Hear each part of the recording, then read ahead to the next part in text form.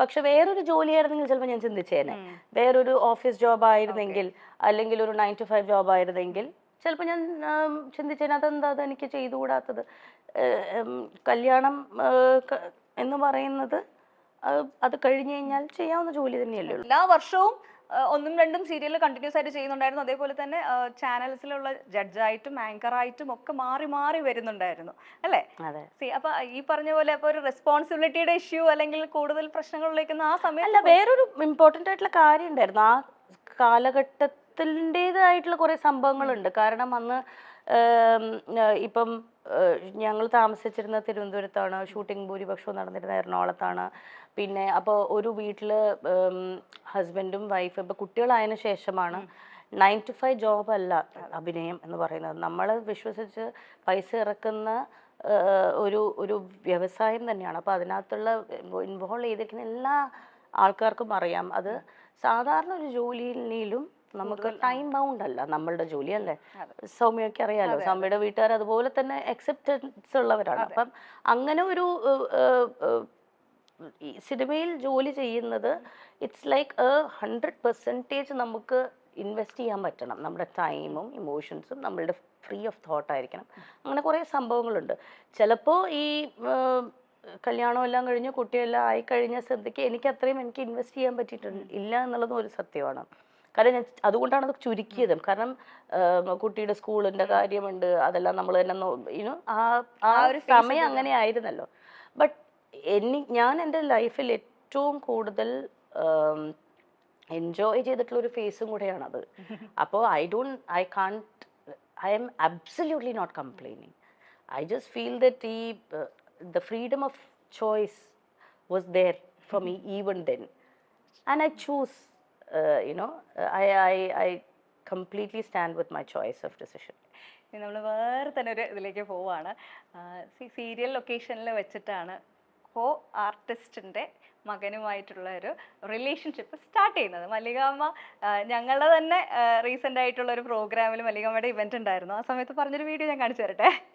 നിങ്ങളുടെ റിലേഷൻഷിപ്പിനെ പറ്റി പറയണ സമയത്ത് അതും കൂടെ പറഞ്ഞു പോകണമല്ലോ.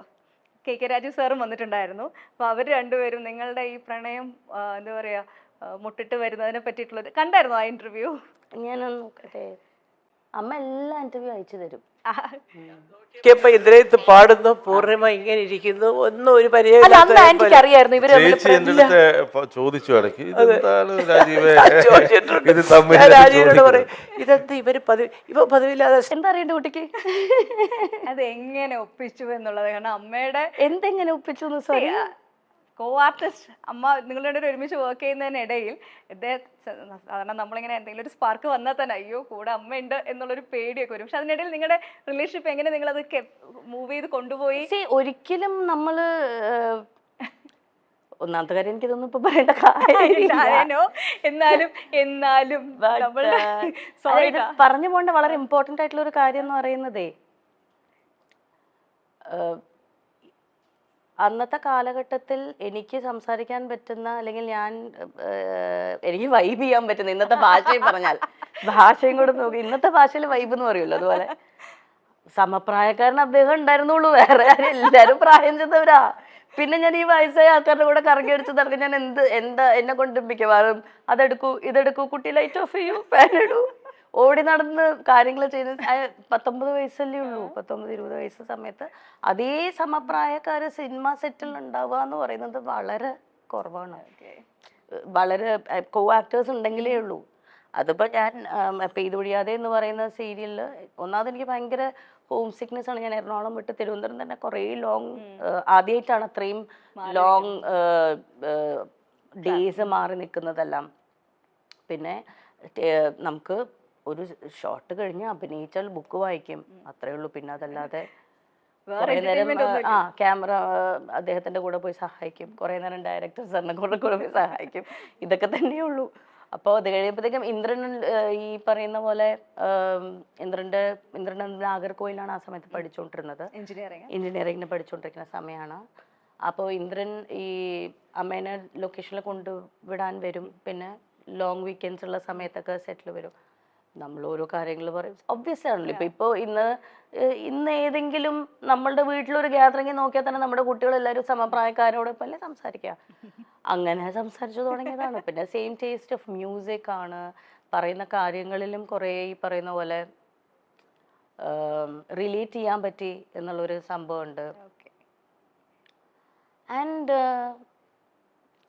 I don't know what happened, when happened, it just happened. It just happened. Yeah.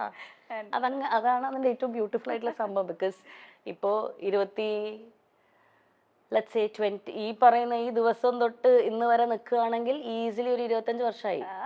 So ആ മാജിക് ഇപ്പോൾ 25 ഇയേഴ്സ് ഹോൾഡ് ചെയ്യാൻ പറ്റിയിട്ടുണ്ട് എന്നതാണ് ഞാൻ മനസ്സിൽ സൂക്ഷിക്കുന്ന ഒരു കാര്യം. വലിയൊരു കാര്യം തന്നെയാണല്ലോ ഇന്നത്തെ കാലത്ത്. എന്ന് പറഞ്ഞാൽ വളരെ നമുക്ക് കമ്പാറ്റബിൾ ആയിട്ടുള്ള ആളെ ഇന്നത്തെ കാലത്തിന്റെ എന്നുള്ളതല്ല, ഇതിന് ഇമ്പോർട്ടൻ്റ് ആയിട്ട് നമ്മൾ ആസ് പീപ്പിൾ നമ്മൾ മാറുമല്ലോ. 20കളിൽ നമ്മളല്ലല്ലോ 30കളിൽ നമ്മൾ, അതല്ല 40കളിൽ. അത് കീപ്പ് ചെയ്ത് പോകാൻ പറ്റണ്ടേ? ലോകം മാറുന്നത് വേറെ വിഷയം. നമ്മളുടെ മാറ്റത്തിനോടൊപ്പം തന്നെ നമ്മളുടെ റിലേഷൻഷിപ്സും ആ ചുറ്റുമുള്ള ആൾക്കാരെയും മാനേജ് ചെയ്തുകൊണ്ട്, അല്ലെങ്കിൽ അത് അങ്ങോട്ടും ഇങ്ങോട്ടും രണ്ടുപേർക്കും കംഫേർട്ട് ആവുന്ന രീതിയിൽ കൊണ്ടുപോകാൻ പറ്റുക എന്ന് പറയുന്നത് അതൊരു ഒരു ആങ്കറാണ്. അപ്പം ഇന്ന് നമ്മളുടെ ഒരു എന്താ പറയുക, ഒരു സോഷ്യൽ മീഡിയയിലേക്ക് എത്തുമ്പോൾ, ഡിജിറ്റൽ മീഡിയയിലേക്ക് എത്തുമ്പോൾ അതിനൊരു കൾച്ചർ കുറച്ച് നല്ല ഡിഫറെൻ്റ് ആണ്. പ്രേക്ഷകർ കാണാൻ ആഗ്രഹിക്കുന്ന എല്ലാ പ്രേക്ഷകരും അല്ല, പല കാര്യങ്ങളും കാണാൻ ആഗ്രഹിക്കുന്ന പ്രേക്ഷകരുണ്ട്. അമ്മയെ തല്ലിയാലും രണ്ടുണ്ട് പക്ഷം എന്ന് പറയുന്നത് പോലെ ഇപ്പൊ ഞാൻ ചില സമയത്ത് എനിക്ക് പേഴ്സണലി വലിയ ഇൻട്രസ്റ്റ് ഉണ്ടാവില്ല ഇങ്ങനെ ഒരു കാര്യം ചോദിക്കാനായിട്ട്, പക്ഷെ എന്റെ ജോലിയുടെ ഭാഗമായിട്ട് ചിലപ്പോൾ ഞാൻ ചോദിക്കുകയും ചെയ്യും.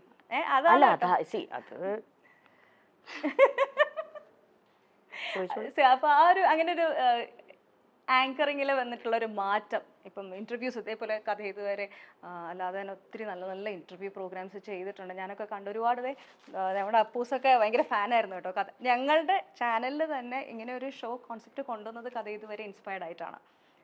അപ്പോൾ താങ്ക് യു. അപ്പോൾ ഈ ഒരു മാറ്റം ഇപ്പം ഞാനിത് പറയാൻ കാരണം, മല്ലികാമ്മേനെ ഏത് ഇൻ്റർവ്യൂവിൽ കണ്ടാലും ബേസിക് ആയിട്ട് ചോദിക്കുന്ന ഒരു കാര്യമുണ്ട് മരുമക്കളെ പറ്റിയിട്ട്. അപ്പം എന്തെങ്കിലുമൊക്കെ പോയി പറയുകയും ചെയ്യും. അത് കിട്ടാൻ വേണ്ടിയിട്ട് നമ്മൾ എന്തെങ്കിലും ഒരു സാധനം ഇട്ട് കൊടുക്കും. അത് നിങ്ങൾ ചിരിക്കൊന്നും വേണ്ട, അമ്മ നല്ല മിടിക്കുക. അമ്മയ്ക്ക് അറിയാം നിങ്ങൾക്ക് എന്താ വേണ്ടെന്ന്. അതുകൊണ്ടാണല്ലോ നിങ്ങൾ പിന്നെ പിന്നെ ചോദിക്കുന്നേ. നിങ്ങൾക്ക് ആവശ്യമുള്ള സാധനം അമ്മ തരുന്നുണ്ടല്ലോ, അത്ര അറിഞ്ഞാൽ മതി. എനിക്ക് സോഷ്യൽ മീഡിയയിൽ എന്താണ് ട്രെൻഡ്, എന്താണ് പ്രേക്ഷകന് വേണ്ടത്, എന്താണ് ചാനലിന് വേണ്ടതെന്ന് കൃത്യമായി അറിയുന്ന വേറൊരു വ്യക്തി ഉണ്ടോ എന്ന് എനിക്ക് ഇപ്പോഴും സംശയം. അമ്മയുടെ ഞാനെപ്പോഴും അത് പല ഇന്റർവ്യൂസിലും ഞാനത് പറഞ്ഞിട്ടുണ്ട്. അമ്മയുടെ പ്രായത്തിൽ അത്രയും റെലവെന്റ് ആയിട്ട് നിൽക്കാൻ പറ്റുക എന്ന് പറയുന്നത് ഭയങ്കര ഡിഫിക്കൽട്ടായിട്ടുള്ളൊരു കാര്യം തന്നെയാണ്. അത് ഇന്നത്തെ ജനതയ്ക്ക് എന്താണ് ഇഷ്ടം, അല്ലെങ്കിൽ ഇന്നത്തെ ജനതയ്ക്ക് റിലേറ്റ് ചെയ്യാൻ പറ്റുന്ന രീതിയിലുള്ള കാര്യങ്ങൾ സംസാരിക്കുകയും അവർക്ക് മനസ്സിലാവുന്ന രീതിയിൽ അത് എക്സ്പ്രസ് ചെയ്യാൻ പറ്റുക എന്ന് പറയുന്നത് ഭയങ്കര ഇമ്പോർട്ടൻ്റ് അല്ലേ. അപ്പം അമ്മ അതിൽ മിടിക്കുകയാണ്.